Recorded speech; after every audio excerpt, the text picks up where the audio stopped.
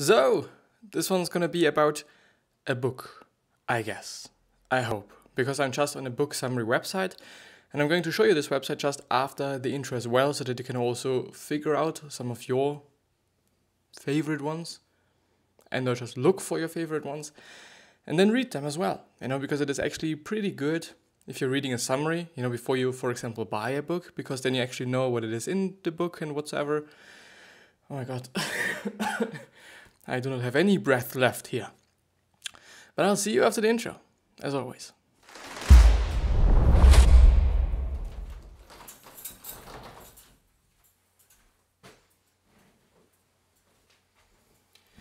I guess I should actually kind of figure out a better way to anti-echo my whole room, but with all the blankets here, Because it is actually it is not bothering me, I do not really want to be like, well, yeah, it is such a lot of work to do this here. It is not. It is just not. But of course, it is some work, It is something that I have to do. And, well, yeah, You can totally hear the difference. I myself can hear the difference because there's no fucking echo from my table to the microphone, from my voice to the table to the microphone. But yeah, as I've said, I'm going to show you the site that I'm quite on, or just right at this time on. It is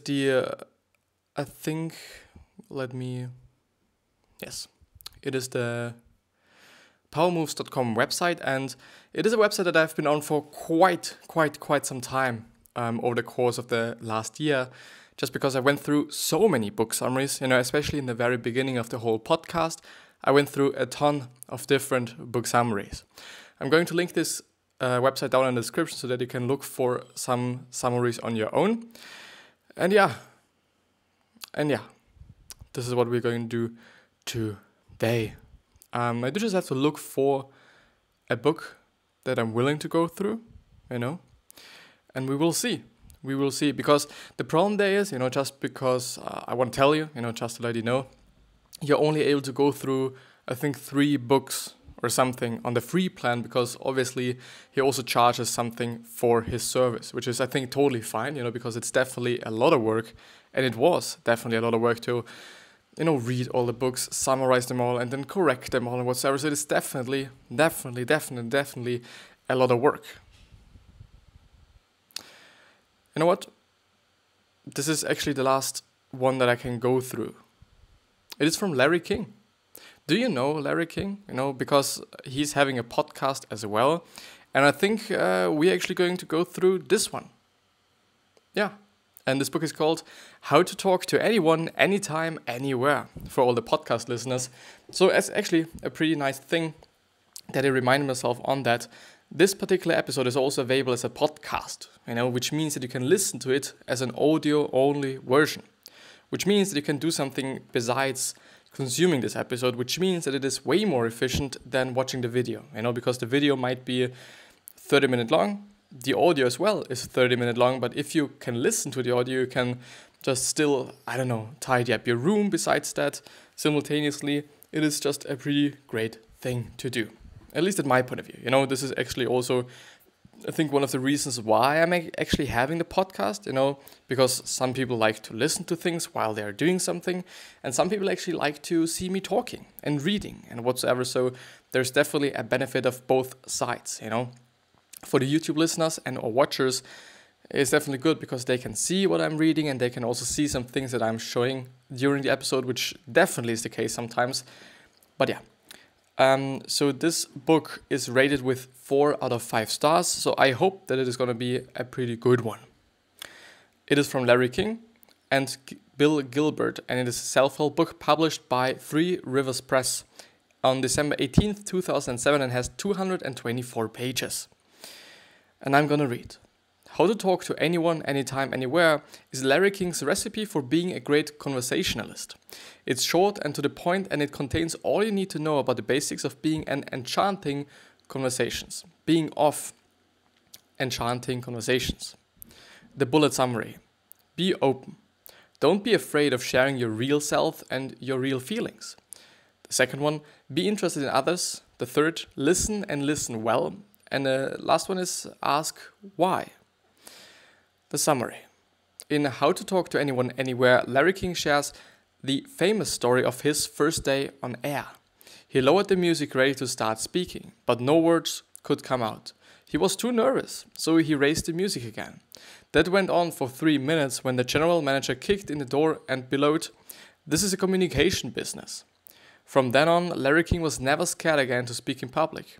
So what had he learned that day? This is essentially what we're going to figure out today. And I've actually, there's so many different book genres here, in terms of, they are all mostly self-help. But the thing is, for me, at least in my point of view, self-help is not really kind of it is kind of an over-the-top genre, which means that, of course, there are also just some sub-genres there. And I would say communication and communication techniques is definitely a sub-genre. Wait a second.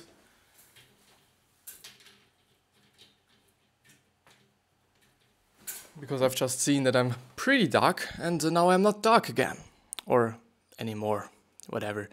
And, there's definitely also other books like business things or business-related books, and they're still just self-help books. Then also self-management, time management, leadership, and all those things. So I would say it is about communication here. And I believe that communication is one of the most important things, whether it be in relationships, in your what is it called? In the business world in general. Because nowadays I assume that you're probably often presenting something, whether it be a new concept, whether it be your new product, whether it be something else, whether it be your design, Something that I have to do relatively often is just presenting my design, to the people, to the teachers, and also to my classmates. And it is definitely an important skill, and it's definitely a pretty useful skill to be able to communicate in a proper way and in a good way, and maybe also in a way that you're even able to just communicate in a way that people just like what you're talking about. They just like the way you're communicating, they like the way you're talking. And it is, I think, a pretty useful thing and a pretty useful, maybe even strategy, or tactic, or whatever it might be for you. It is definitely a pretty useful thing. Therefore, this is the reason why I'm going through this one. So the secrets to conversation. Be as honest and open as possible. Share how you feel. I think it's actually a pretty good one. The second one, love talking to people. To be good at what you do, you must love what you do. Something that I've been talking about really often. The third thing is respect your speaking partners and treat them like you would like to be treated by them. The last one, or actually not the last one, be curious about your speaking partners. And the last one, listen well. To be a good talker, you must be a good listener. And on being interested, also read Dale Carnegie's How to Win Friends and Influence People. Definitely, because I've read How to Win Friends and Influence People, and it definitely is one of my favorite books that I've read up to this point. Nowadays, I do not read as much as I have been. I think it was just 2 years ago or something, 1 year, 2 years ago. It's been like a pretty common thing for me and a pretty normal thing to me to just read while I'm in a train to actually go to school, because so that I can attend school, I have to take the train to this place where my school is, because it's like 100 kilometers just away from my hometown. And during this time, I often read. And it is something I liked. Something that I really liked. The problem there is, and the funny thing there is that I was only able to read in trains. Only when I was commuting to some places, then I was able to read. And it is actually the exact same thing with being productive. Something that I've seen is that I'm really productive when I'm in the train. And up to this point, I only have figured it out just halfway, somehow, I do just somehow can figure out or somehow know why it is the case, And on the other hand, it's like I completely do not know. It is pretty interesting, it is really interesting. And it reminds me on J.K. Rowling, because she actually either was writing a lot in public spaces like coffee shops and whatever it is. And I don't know. I think it is actually a pretty good way and a pretty useful way to just, actually know, to actually know how you're the most productive, because if you know that, it is definitely an advantage of just not knowing it, obviously. So yeah, figure yourself out. Self-awareness as well, or again, kicks in, which is amazing, which is really, truly amazing. And being interested in the other person and listening well is definitely, or are definitely, two really important points at my point of view, because especially listening, because if you listen well, you can also ask pretty interesting questions. Not only can you just figure out the person that you're speaking with and or figure out what this person likes, and also just get to know this person, And this is also one of the reasons why Dale Carnegie in his book says that you should be interested in the person, because if you're interested, you're also going to ask a lot of questions, and those questions are going to just make the whole conversation live up again, because sometimes you might know that, sometimes conversations are like really boring and both sides actually do not really care about the other one, and it is only like just some obligatory shit, But yeah, so to truly be interested in the person and don't act like it, because I believe that people notice quite a lot of shit, and I think they will also notice that, they will also notice when you're not truly interested in him or her or it, whatever. It. Train your voice and conversation. Larry King says that he was gifted with a good voice and a willingness to talk. But just like anyone else, he had to work hard on those innate talents to turn them into skills. You can train by talking to people, talking to yourself, talking in front of a mirror, and grabbing all chances you can to deliver a speech. So also read How to Present with Power. I like to talk, I think it's also one of the reasons why I'm actually sitting here and talking to you, because I like to talk. And this might be a gift of mine, it might be a gift of mine that I'm able to talk relatively well, also in English, to be honest. I do just really have to say that my ability to speak English at the age of 18 isn't really that bad, to be honest. It's actually quite good, it's quite okay, I have to say. But yeah, this might be my gift, or this might be my talent. But of course, other people have different talents, and other people should also use their talents. It is very important, and also something that Jeff Bezos was talking about in one of the articles that I went through relatively recently. He was like, okay, everyone has gifts, but we all can work. The thing is, you might be gifted in something, but there's also probably the chance that there is somebody that is not as gifted as you are, but this person is just working way more than you are working at it. Therefore, this person is also just better at whatever it is than you are. No matter who is the more gifted one or who is the more talented one, but then it is about just work. Another thing is that you should also take your gifts, because a lot of people actually do not work on their gift, and it is actually a shame. And it's actually also a pity, because I do kind of find it so unfortunate, actually a lot of people do not work on their gift, they have been gifted with something as just great, Some people are really good at playing video games. This might also be a gift, and it definitely actually is a gift, but not a lot of people are working on it professionally. Like, I don't know, there's so many people that are good at games, but not just so many people are just playing in esports or having an esports team or are in an esports team, and it is really unfortunate. It really is unfortunate. So please, if you notice that you're good at something, whatever it might be, whether it be drawing, whether it be designing, whether it be speaking, whether it be playing games, whether it be just playing soccer, whether it be playing football, just take your chances, take your gift and take the chance that you're having through your gift and try to make something out of it, because it would be really unfortunate if you're not doing that. So please do that. Larry King didn't train voice much because he had a naturally good voice, he says, but if he hadn't had one, he would have spent and invested in improving his voice. So check out The Perfect Voice by Roger Love, and I do believe that I've actually went through The Perfect Voice again, or as well, by Roger Love, and I do believe that it might be more of a course, and I think it wasn't a book. I think it was not a book, but more like a course thing. Like, yeah, I guess, can I open it? Would be pretty interesting. The thing is, I think it actually, it is what it is. So because I'm going to link down this article as well as the entire website, so the Power Moves, I'm going to link also this article down in the description, then just move to The Perfect Voice.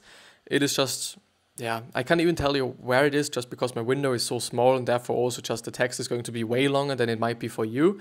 But just press Command F or strgf and then just search for the perfect voice. And then you can also just check out this amazing, I assume, I do not know, I do not remember unfortunately, but then you can also go through this amazing article on how to have a good voice and how to speak well and other shit, I guess. Make eye contact and lean slightly forward. It is actually just, now we're actually heading into this body movement and body language thing, which is something that I have been spent quite a lot of time on, you know, because I went through so many different body language books. It is amazing. It really is amazing, you know. One of the books that I still remember is the Definitive Guide of Body Language, or for body language, whatever the right word might be. But, you know, it's been a really, really great book, even though, you know, there was some criticism attached to it. So there was, I think I've actually also went through it on the powermoves.com website, and it should still be there. Maybe there is even a better book on body language at this point in time, you know, because so the author of the powermoves.com, he's also having a list of the best ones for every kind of subgenre, and yeah.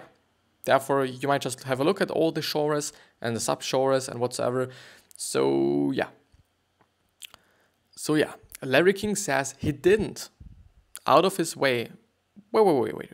Larry King says he didn't out of his way to study body language, so he doesn't pretend to be an expert. But he does say that eye contact is a crucial ingredient for a good conversationalist. So Larry King's rules are: the first one, don't stare continuously. Yeah. Something that I've also seen, you know, something just, it might be just really bothering me now that I'm speaking just by going through all these points. But something that I've seen is that often when you're actually constantly staring in the eyes of somebody else or somebody that you're talking with or talking to, it really is not a good way to have a great conversation, you know, because often then you can see that they're going to look away. It is so often the case. Really, really often. And I think this just shows you that it might not be kind of the best way to communicate with them. You know, it might not be just they might not like it. You know, they just really, I think, don't like it if you're staring at them continuously. You know, when they're actually looking away. And if you actually notice, okay, you're staring way too much, then of course, please don't stare too much. You know, just look away while you're talking, whatever, while you're listening. It's totally fine, you know, but I guess nobody wants to be stared at, you know, something that I guess really a lot of people don't like. Of course, there might be just some people where it might not be as severe as for other people. But in general, I would also say, okay, staring might not be the best thing to do, you know, at least not continuously staring. Look at them while you're talking and while you're asking questions. Yeah, I think it is actually like, there should be a great balance between staring and also not staring or looking at them. I do believe that there just has to be not really a perfect balance. I guess there is no perfect quote-unquote balance, but it should be balanced. You know, it should really be balanced. You shouldn't just stare at them continuously, and you shouldn't just look away all the time because they might think that you're not really interested in talking to them. And I guess it wouldn't just then be a good atmosphere for a good conversation as well. You know, it still depends on whom you're talking to, you know, because some people might be, I don't know, really authoritative, some might not be, and therefore, I don't know, you know, I guess you should kind of adapt the way you're communicating with people in general, but especially if it is about something very important, I would say. Occasionally take your eyes off while you speak, but don't stare into empty space as if it wasn't there. Yeah. And the last one is never look over your speaking partner's shoulder as if you were looking for someone more important to talk to. This also makes sense, you know, it also really makes sense. Larry King says his most basic advice is to worry about the basics of listening, caring and respecting, and then letting your body language naturally do the rest. Something that I do just really have to point out is that often is actually the case that body language just comes and goes, you know, and comes through thinking, I guess, you know, and if you're really worried about the other person, and or worried about the basics of listening, caring, and respecting. Especially listening, caring, and respecting. Well, okay, they actually also are. They all are kind of similarly important. But if you really care about the other person, I think you're gonna just subconsciously going to just lean a little bit forward, and this actually shows, it really shows that you're interested in what this other person is talking about. And I often consciously use it. It's pretty interesting, especially when I'm in school and when the teacher is talking to somebody. I really try to adapt my body language. I really try to do that. Sometimes I'm actually kind of sitting in my chair like, I don't know, I'm the god of the fucking world, and I shouldn't really be doing this because, yeah, unless unless you really kind of give a fuck about just what everybody's thinking of you, which is actually something that is pretty good, to be honest. But, body language just shows a lot of things. It really does show a lot of things. For example, if you take your knee with both of your hands, it shows the other person subconsciously or somehow. I don't know if it is actually the case, but I've read it also, I think, in the definitive book of body language or something. It just shows them that you're stubborn, And if somebody's actually talking to you or more like he's just, I don't know, you're selling something to somebody, or this person is selling something to you, and you're going to kind of just negotiate the price and whatever, then if either you or this other person, and especially the other person, is sitting in this kind of pose, or if this kind of position, then you have to really do something against that. You should be really giving them something to have in their hands, so that they actually have to open up and change their body language, because if somebody is really stubborn, of course, they're not going to negotiate in such a way that you're going to benefit from it. Of course, they're going to just do everything so that they do not lose any money, or so that they make as much money as they possibly can.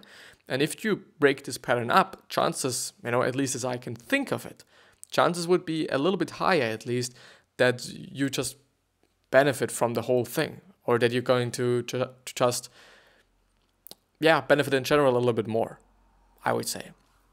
But yeah.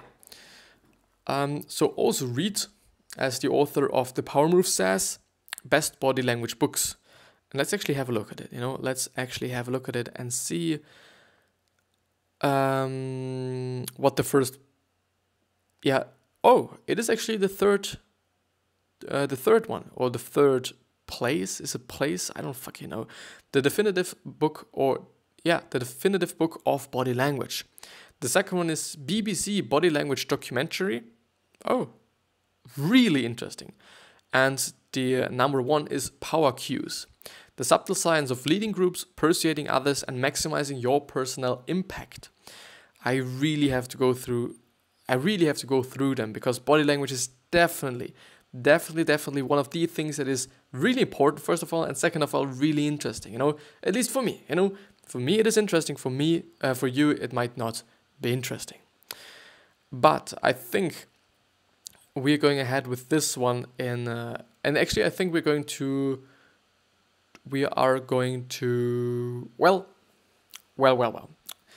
ask why. It is the last point that I'm going to go through today, and then we actually go to another core question and or talk about another core question.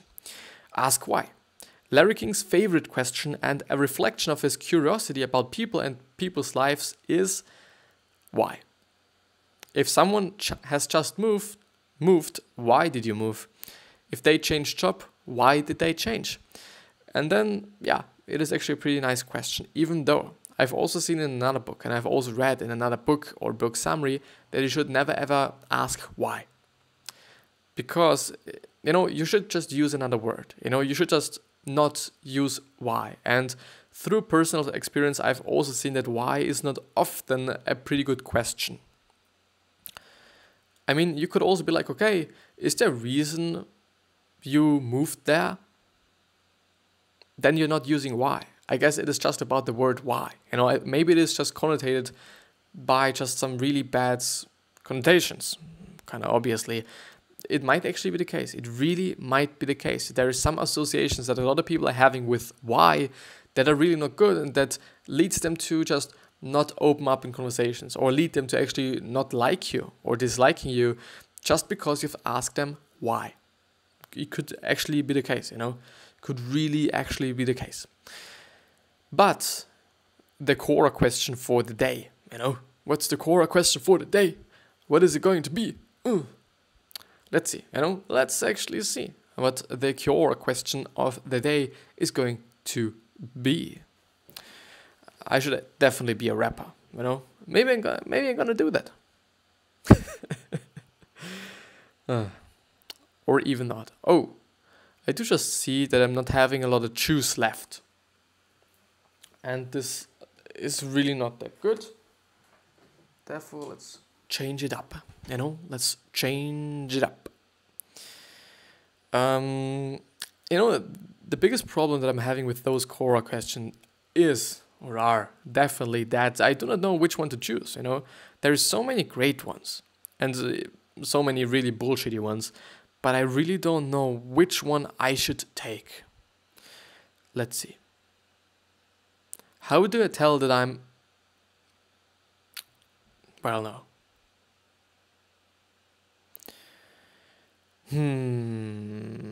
So, I think have I gone through this already?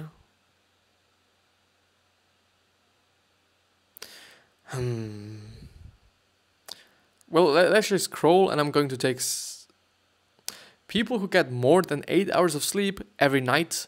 How? Well, I think I've actually gone through this already, but since it is a pretty important question, and since it is a pretty important topic as well, I'm willing to talk about it for quite some bit now. So how to get 8 hours of sleep each night?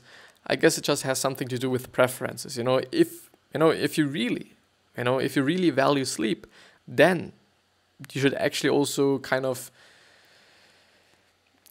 prefer it over doing something else. Basically, instead of watching another YouTube video, you should go to bed. Instead of eating another burger late at night, you should not be doing it because it might just fuck with your sleep, and you should go to bed. You just have to preference it. You have to think about your preferences and your values, and then, according to that, structure your day. If your value is actually getting a lot done, maybe waking up a little bit earlier might be an option. Maybe just not having an 1 hour break, lunch break, but having a 30-minute lunch break might be the thing to do. Well, actually, I don't know what your values are, and I also don't know what your preferences are, but you should definitely have a schedule that is based, and also, well, you should make choices based on your values and on your preferences. And then, in theory at least, everything would be great. Especially also with your happiness, because I assume that if you're only consistently all the time thinking about your values and or acting on your values and making choices on your values and preferences, that there is no fucking way that you're gonna feel bad, about anything, because you're consistently doing something that is just worth doing, and you're consistently making choices that are based on your values, and values are definitely really important to somebody. Therefore, yeah. So how to get 8 hours of sleep? If you might have some sleeping issues, the temperature should not be too hot in your room. Then blue light, the light that is actually coming from this place, just maybe having some software that is filtering out some of the blue light by having just an orange screen or something. Maybe you buy yourself some glasses. Maybe it is about drinking too much caffeine or consuming too much caffeine. Maybe it is about too much alcohol, could also be the case. Maybe it is about that you have associated your bed with something else but sleep. It might be studying, it might be working. You should only be sleeping in the bed and nothing more, basically. Besides a few other things, that you couldn't think about. Something else, I've actually done a pretty good and a pretty quick video lately on sleep. I'm gonna link it down in the description. So if you're interested in sleep, and if you do just have some troubles with sleep, the link should be down in the description. Also for the podcast, for all the podcast listeners, it should not be a pretty long video. I guess it is somehow 20 minutes or something, 17 minutes, 15 minutes, something like that. But it is definitely a pretty good one. If you're interested in having better sleep, getting better sleep, maybe even getting more sleep. But yeah, I think this is going to be it. I think this is going to be it with this episode. I guess, at least. But yeah, so I really hope that you're going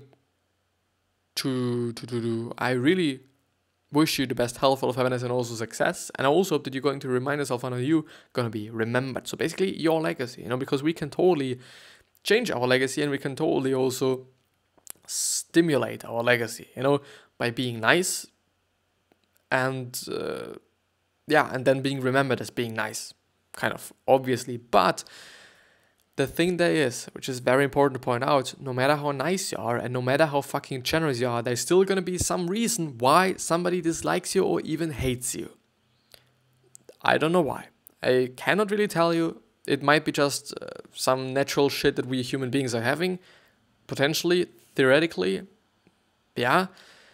But yeah, just to let you know. So just to, so that you're not getting just really discouraged by those fuckers. But also think about a purpose, and 3 questions that might help you with that are: why are you here? What are you trying to change? And what is bothering you the most? Please subscribe, if you've liked, and also subscribe to the podcast if you've liked the podcast, and for the podcast listeners. And also like the video if you liked it, and also rate the podcast if everything was great. Thanks. It would really mean the world to me, like really. It is quite some work, that I'm putting into everything that I'm doing, but it is just a lot of fun as well. But yeah, I see you the next time.